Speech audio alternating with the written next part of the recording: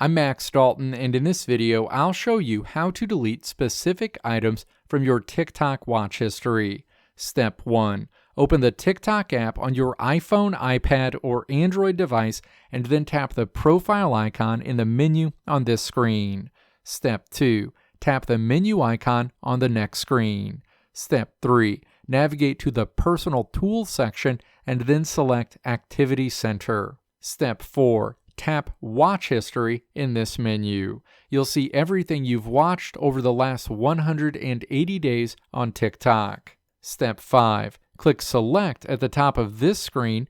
Tap to select the items you want to delete from your TikTok watch history, and then tap Delete. A window pops up asking if you're sure you want to delete your selected TikTok watch history. Step 6. Tap Delete again. You'll see a note that your selected watch history items were deleted.